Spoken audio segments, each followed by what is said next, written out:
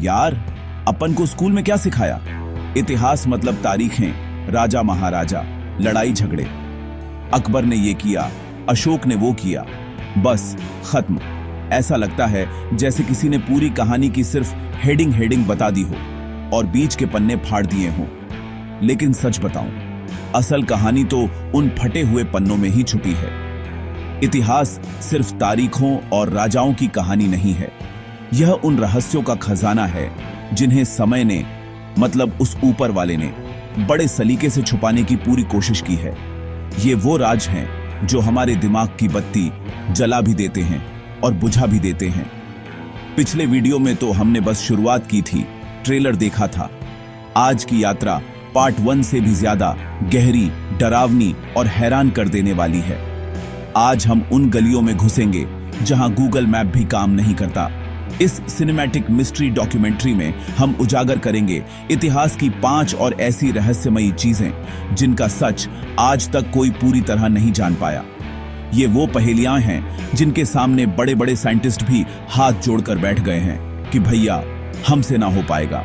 ये चीजें आपको सोचने पर मजबूर कर देंगी कि जो हम जानते हैं वो समंदर में एक बूंद के बराबर भी है या नहीं। तो अपनी कुर्सी की पेटी बांध लो, दिमाग के दरवाजे खोल लो और तैयार हो जाओ एक ऐसी यात्रा के लिए जहां हर डिस्कवरी चौंकाती है, हर थियरी सोच बदल देती है और हर रहस्य आपको यह पूछने पर मजबूर कर देता है, क्या सच में हम सब कुछ जानते हैं? चलो देखते हैं कि समय के पिटारे में हमारे लिए और क्या क्या अजूबे बंद हैं। कहानी शुरू करते हैं, लेकिन इस बार सवाल ज्यादा होंगे और जवाब शायद एक भी नहीं। यार, जिंदगी में कई बार ऐसा होता है ना कि कोई चीज सामने होती है पर समझ नहीं आती। जैसे कुछ रिश्ते सामने हैं पर पल्ले नहीं पड़ रहे। वॉयनिक मैन्युस्क्रिप्ट भी कुछ ऐसा ही एक रिश्ता है इंसानियत का, एक किताब के साथ। सोचो, एक पूरी किताब 240 पन्नों की, हाथ से लिखी हुई, रंग बिरंगे चित्रों से भरी हुई। देखने में लगे कि किसी ने बड़े प्यार से, बड़ी मेहनत से अपनी पूरी दुनिया इसमें उतार दी है। पर दिक्कत एक ही है, आज तक कोई एक शब्द भी नहीं पढ़ पाया इसका। ये कोई आज की बात नहीं है, 15वीं सदी की है ये किताब, मतलब लगभग 600 साल पुरानी। तब से लेकर आज तक दुनिया के सबसे तेज दिमाग, सबसे बड़े कोड ब्रेकर, नासा के साइंटिस्ट, सबने कोशिश कर ली।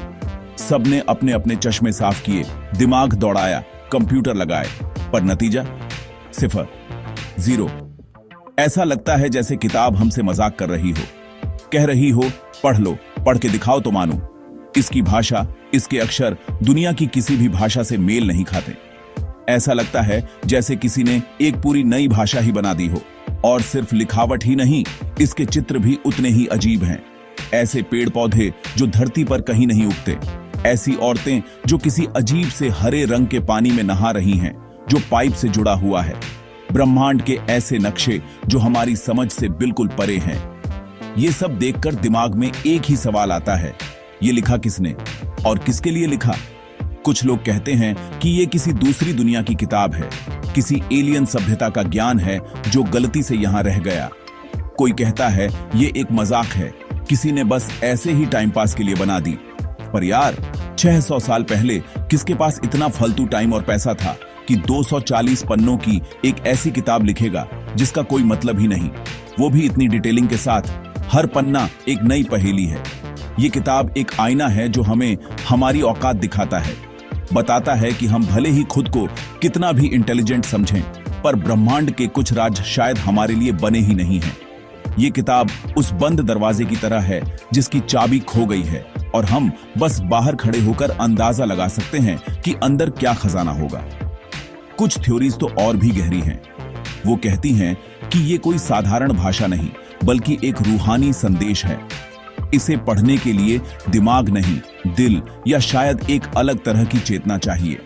शायद ये भविष्य की किसी ऐसी पीढ़ी के लिए लिखी गई हो जो इसे समझने की काबिलियत रखती हो, या शायद ये किसी ऐसे ज्ञान का भंडार है जिसे अगर गलत हाथों ने पढ़ लिया तो तबाही आ सकती है। इसलिए इसे इस तरह कोड किया गया है कि सिर्फ सही व्यक्ति ही इसे समझ सके।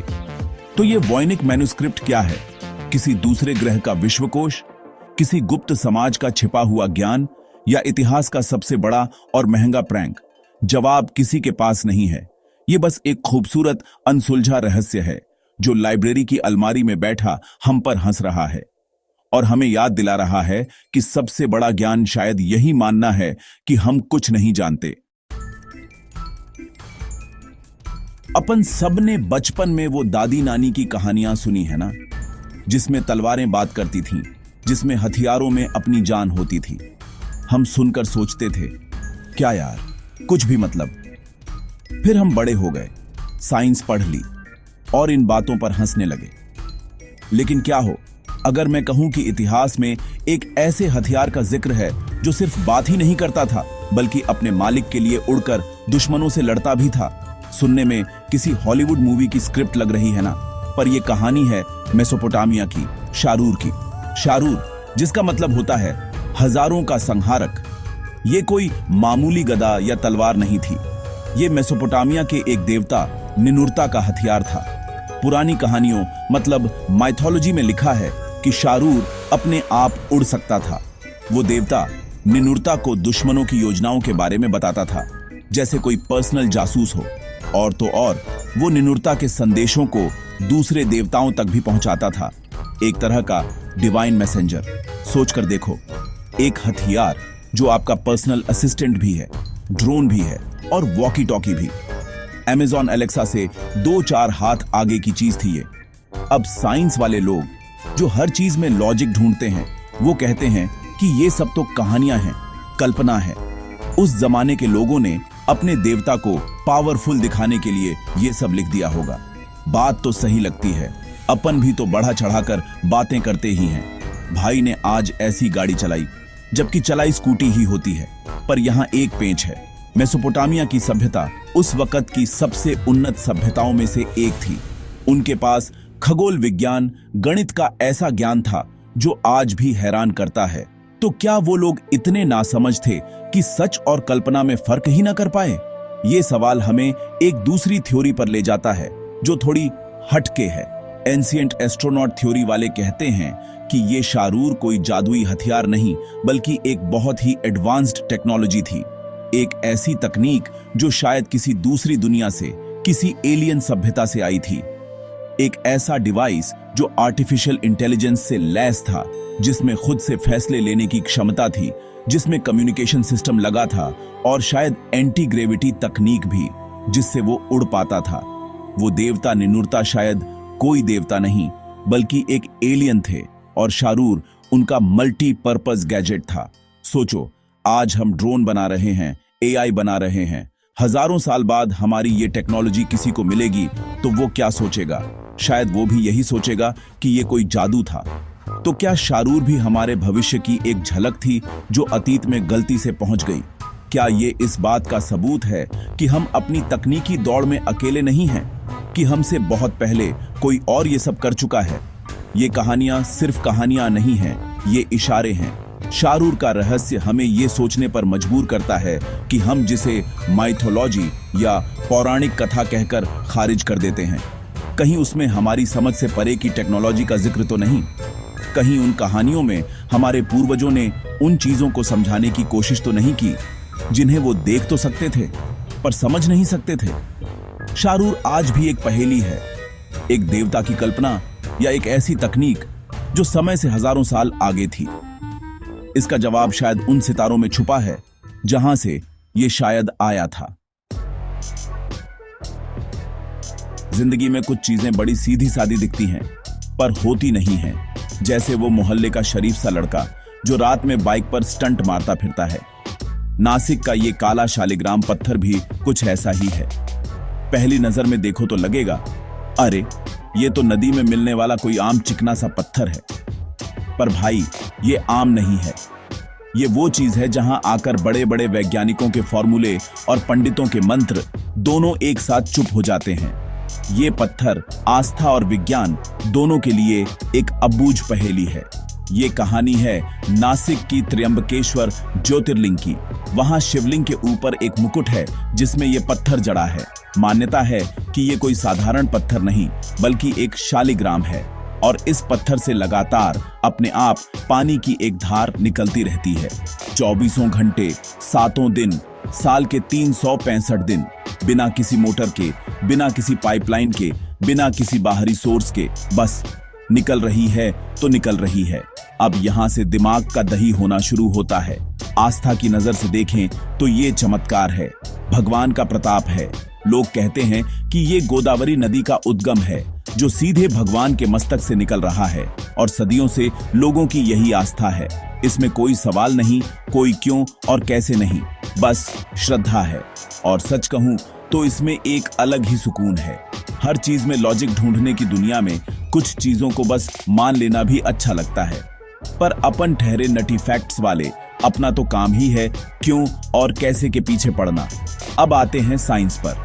वैज्ञानिकों ने इस पर स्टडी करने की बहुत कोशिश की। उन्होंने कहा कि ये कैपिलरी एक्शन हो सकता है या साइफन इफेक्ट हो सकता है।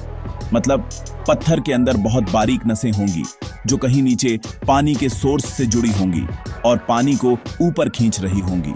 थ्योरी सुनने में तो ठीक लगती है, पर दिक्कत यह है कि ये पानी का सोर्स कहाँ है, कोई नहीं जानता। और अगर कोई सोर्स है भी तो एक छोटे से पत्थर से हजारों सालों से लगातार पानी कैसे निकल सकता है? वो सोर्स अब तक सूख क्यों नहीं गया? और एक बात जो विज्ञान को सबसे ज्यादा परेशान करती है वो ये कि इस पत्थर के अंदर क्या है, ये जानने का कोई तरीका नहीं है। इसे तोड़ा नहीं जा सकता। आस्था का सवाल है। एक्सरे या स्कैनिंग से भी कुछ साफ पता नहीं चला। ये पत्थर अपने अंदर एक ऐसा राज छुपाए बैठा है जो वो किसी को बताना ही नहीं चाहता। ये बस खामोशी से अपना काम कर रहा है और विज्ञान को आईना दिखा रहा है कि तुम्हारी हदें हैं और शायद वो यहीं से शुरू होती हैं। तो ये पत्थर क्या है? क्या ये सच में कोई दैवीय चमत्कार है जिसे समझने के लिए विज्ञान अभी बच्चा है, या ये प्रकृति का कोई ऐसा अनोखा करतब है जिसका सिद्धांत हम आज तक क्रैक नहीं कर पाए हैं?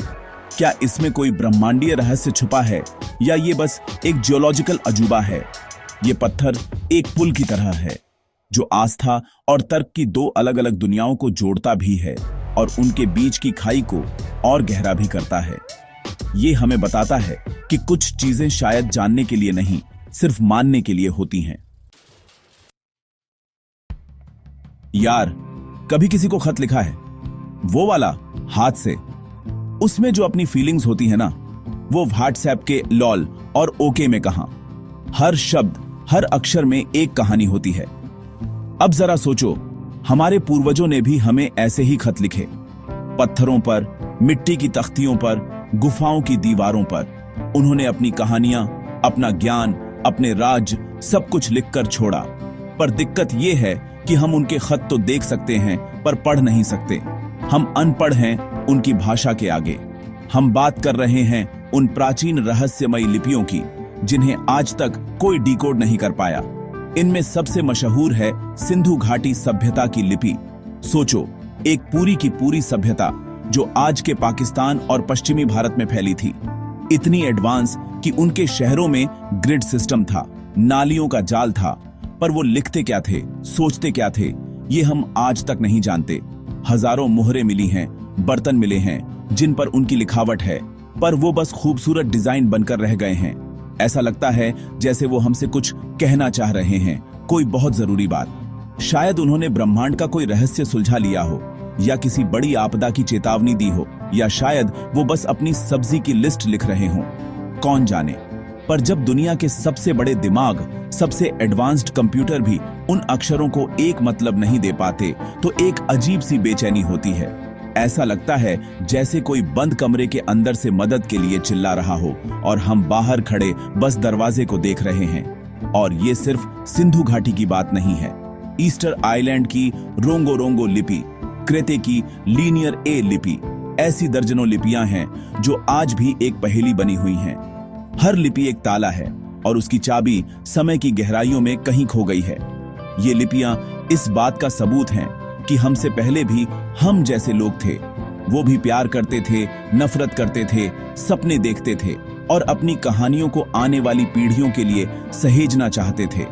कुछ लोग कहते हैं कि ये लिपियां शायद भाषा हैं ही नहीं, ये सिर्फ धार्मिक या ज्योतिषीय प्रतीक हैं। जिनका कोई शाब्दिक अर्थ नहीं है। पर एक पूरी सभ्यता सिर्फ प्रतीकों से कैसे काम चला सकती है, ये थ्योरी कुछ हजम नहीं होती। वहीं दूसरी तरफ कुछ का मानना है कि इन लिपियों को समझने के लिए हमें अपनी सोचने का तरीका बदलना होगा। हम इन्हें अपनी भाषाओं के चश्मे से देख रहे हैं, जबकि इनकी बनावट, इनका लॉजिक शायद बिल्कुल अलग हो। ये अनसुलझी लिपियां इतिहास के वो खामोश पन्ने हैं जिन पर शब्द तो हैं पर आवाज नहीं है। ये हमें हमारी सीमाओं का एहसास कराती है। ये बताती हैं कि ज्ञान सिर्फ आगे बढ़ने का नाम नहीं है, बल्कि पीछे मुड़कर अपने पूर्वजों को समझने की कोशिश करना भी है। क्या पता जिस दिन हम इनमें से किसी एक लिपि को भी पढ़ने में कामयाब हो गए, उस दिन मानव सभ्यता का पूरा इतिहास ही दोबारा लिखना पड़ जाए। शायद इन अक्षरों में वो जवाब छुपे हों जिन्हें हम आज तक ढूंढ रहे हैं। अपन जब स्कूल में थे तो साइंस की किताब में एक लाइन होती थी, science has an answer for everything. विज्ञान के पास हर चीज का जवाब है। सुनकर बड़ा अच्छा लगता था कि यार, ये साइंटिस्ट लोग तो भगवान हैं, सब जानते हैं। पर जैसे जैसे बड़े हुए समझ आया कि ये लाइन शायद सबसे बड़ा झूठ थी जो हमने पढ़ा था, क्योंकि इतिहास ऐसी खोजों से भरा पड़ा है जिनके सामने आकर साइंस खुद एक स्टूडेंट बन जाता है और बस सिर खुजलाता रह जाता है। एक उदाहरण देता हूं, एंटिकीथेरा मैकेनिज्म। 1901 में ग्रीस के पास समंदर में एक पुराने जहाज का मलबा मिला। उसमें से बाकी चीजों के साथ एक अजीब सी जंग लगी हुई मशीन निकली। पहले तो लगा कि कोई पुरानी घड़ी वड़ी होगी, पर जब सालों की मेहनत के बाद उसे साफ किया गया और स्टडी किया गया तो साइंटिस्ट लोगों के होश उड़ गए। वो कोई घड़ी नहीं थी, वो एक एनालॉग कंप्यूटर था। आज से लगभग 2000 साल पुराना कंप्यूटर। ये मशीन इतनी जटिल थी कि इसके अंदर 30 से ज्यादा कांसे के गियर लगे थे। ये सूरज, चांद और ग्रहों की चाल का सटीक हिसाब लगा सकती थी। ग्रहण कब लगेगा ये बता सकती थी, और तो और ओलंपिक खेल कब होंगे इसका भी कैलेंडर रखती थी। 2000 साल पहले, उस जमाने में जब दुनिया के ज्यादातर हिस्सों में लोग शायद ठीक से पहिया बनाना सीख रहे थे, कोई ऐसी मशीन बना रहा था जो 18वीं सदी की घड़ियों से भी ज्यादा कॉम्प्लेक्स थी। सवाल यह है कि यह तकनीक आई कहां से और फिर गायब क्यों हो गई। ये अकेला केस नहीं है। बगदाद बैटरी को ले लो। इराक में 2000 साल पुराने मिट्टी के बर्तन मिले जिनके अंदर कॉपर और लोहे की रॉड थी। जब वैज्ञानिकों ने उसकी रेप्लिका बनाई और उसमें सिरका या अंगूर का रस डाला तो उससे बिजली पैदा हुई। मतलब 2000 साल पहले कोई बैटरी बना रहा था। किस लिए? क्या वो लोग सोना चढ़ाने के लिए इसका इस्तेमाल करते थे जैसा कुछ लोग कहते हैं, या इसका कोई और ही मकसद था जो हम सोच भी नहीं सकते। फिर आते हैं कोस्टा रिका के विशाल पत्थर के गोलों पर। सैकड़ों पत्थर एकदम परफेक्ट गोल, कुछ तो कई टन वजनी। किसने बनाए, क्यों बनाए, और सबसे बड़ा सवाल, कैसे बनाए? बिना किसी आधुनिक मशीन के इतने बड़े पत्थरों को इतनी सटीक गोलाई देना लगभग नामुमकिन है। ये चीजें हमें परेशान करती हैं क्योंकि ये हमारे इतिहास के ज्ञान पर एक बड़ा सा क्वेश्चन मार्क लगा देती हैं। ये खोजें हमें ये सोचने पर मजबूर करती हैं कि क्या इतिहास वैसा सीधा साधा था जैसा हमें पढ़ाया जाता है, या फिर बीच बीच में ज्ञान और टेक्नोलॉजी के ऐसे दौर आए जो किसी वजह से मिट गए। क्या कोई और उन्नत सभ्यता थी, शायद अटलांटिस जैसी, जिसके निशान बस यही चीजें हैं, या फिर वही पुरानी थ्योरी कि क्या ये किसी दूसरी दुनिया की निशानियां हैं जो हमारे पूर्वजों के साथ रहकर उन्हें ये सब सिखा गए। जवाब जो भी हो, एक बात तो साफ है, विज्ञान के पास हर सवाल का जवाब नहीं है, और शायद यही बात विज्ञान को सबसे ज्यादा दिलचस्प बनाती है। तो ये थी हमारी यात्रा समय के उन गलियारों में जहां रोशनी कम और पहेलियां ज्यादा हैं। वॉयनिक मैन्युस्क्रिप्ट के अनपढ़ अक्षरों से लेकर शारूर की बोलती हुई शक्ति तक, और नासिक के पत्थर के चमत्कार से लेकर उन खोजों तक जिन्होंने विज्ञान को चुनौती दी। हर रहस्यमयी चीज आपको समय के उस मोड़ पर ले जाती है जहां इतिहास, कल्पना और सच्चाई एक दूसरे में इस तरह घुल जाती हैं कि आप फर्क ही नहीं कर पाते। ये चीजें हमें याद दिलाती हैं कि हमारा ब्रह्मांड कितना बड़ा और कितना अजीब है, और हमारी समझ कितनी छोटी। ये कहानियां सिर्फ हैरान करने के लिए नहीं हैं, ये हमें एक जरूरी सबक सिखाती हैं, सवाल पूछते रहने का, अपने आसपास की दुनिया पर, सुनी सुनाई बातों पर और खुद अपने ज्ञान पर सवाल उठाने का। क्योंकि जिस दिन हमने सवाल पूछना बंद कर दिया, उस दिन हम सीखना बंद कर देंगे। ये रहस्य शायद कभी न सुलझे, और शायद यही अच्छा है, क्योंकि कुछ पहेलियां सुलझाने के लिए नहीं, बल्कि हमें हमेशा विनम्र और जिज्ञासु बनाए रखने के लिए होती हैं। ये हमें बताती हैं कि हीरो बनने की जरूरत नहीं है, इंसान बने रहना ज्यादा जरूरी है। अब जैसा कि वादा किया था, मैं आपको अपने एक कॉम्पिटिटर की स्क्रिप्ट का हिस्सा भी दे रहा हूं। उसे पढ़िए, समझिए और मुझे कमेंट्स में बताइए कि हम अपनी कहानी को, अपनी इस यात्रा को उससे भी ज्यादा एंगेजिंग, पावरफुल और सिनेमैटिक कैसे बना सकते हैं। आपकी राय मेरे लिए बहुत मायने रखती है, क्योंकि ये चैनल मेरा नहीं, हमारा है। हम सब मिलकर इन रहस्यों की तह तक पहुंचने की कोशिश कर रहे हैं। अगली बार फिर मिलेंगे, एक नए रहस्य, एक नई कहानी और ढेरों नए सवालों के साथ। तब तक सोचते रहिए और पूछते रहिए।